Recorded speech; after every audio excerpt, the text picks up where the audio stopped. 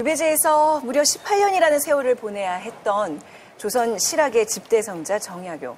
자, 화산 선생 인생에 있어서 가장 큰 위기를 맞는 바로 그날인 거죠. 그렇죠. 정조께서 갑자기 돌아가시는 바람에 발생한 일이 아닐까라는 생각이 드는데, 이제까지 그 왕의 남자로서 그 왕이 곁에서 출세가도를 달리고 있었는데 갑자기 돌아가시니까 대비할 시간이 없었던 것이죠. 사실 정약용도 어느 정도는 예감을 했던 것 같아요. 이 정조가 돌아가신 후에 조정이 분위기가 심상치 않은 걸 알고 그 고향인 마제로 돌아갑니다. 그리고 이 마제의 그 여유당이라는 당호를 이제 탁 걸고 근신하고 조심하겠다라는 이런 의지가 상당히 남아 있는데 천주교 박해에 휘말려가지고 엄청난 정치적 순환을 겪게 되는 거죠. 아, 그 유유자적 이 뜻이 아니었군요. 정약용은 정조 생시에 이미 장문의 상소를 올리면서 일찌감치 천주교와 결별했다라고 주장하지 않습니까?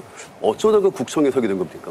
가장 열렬한 당시 천주교 신자였던 정약용의 형 정약종이 불안하니까 본인이 가지고 있던 천주교 관련 책, 그다음에 신부에게 보낸 편지, 천주교 관련 각종 성물들 이런 거를 몰래 이제 숨기기 위해서 이것을 옮기다가 한성부 포격에 적발이 되고 맙니다. 그러니까 그냥 완전히 자료를 모아서 그냥 갖다 준 꼴이 됐죠. 그러니까 당연히 이제 정약용은 워낙 이제 초점의 인물이었는데 결국 이게 결부가 돼서 형 정약전과 함께 체포가 되고 맙니다. 그러니까 천주교 탄압으로 이제 온 집안이 비극에 이제 휘말리게 된 건데, 정약용의 그 가족들을 통해서 한국 그 천주교 초창기 역사를 들여다볼 수 있을 정도로 대다수가 다 이제 신자였잖아요. 한번 가게들을 좀 보면서 설명을 들어볼까요, 교수님? 사실 천주교에서 핵심적인 역할을 했던 인물이 정약용의 처남인 이벽이라는 인물입니다. 그래서 이벽이 결국 정약용, 정약전 형제에게 천주교를 전파를 하게 되고요. 또 정약용의 매형인 이승은 한국의 최초의 세례를 받은 인물이죠.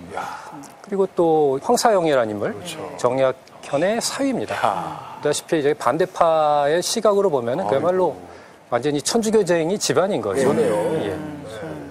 근데 아무튼 저분들이 거의 대부분 결국 참수를 당하고 마는 거죠.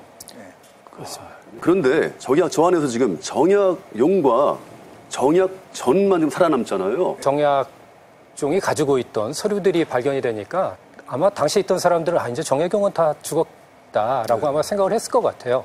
근데 막상 그 서류를 뒤져보니까 교회 일을 약용에게 알리지 말라. 네.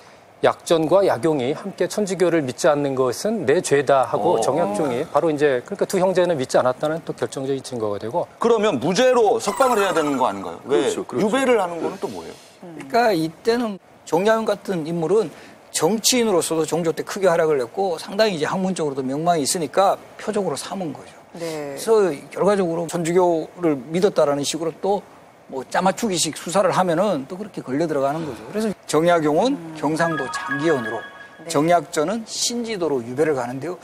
우리 대부분 사람들, 정약용 선생 강진으로 귀향 간 거 아니야? 이렇게 하는 경우도 많은데 첫 유배지는 경상도 장기고요. 우리 그 토끼꼬리.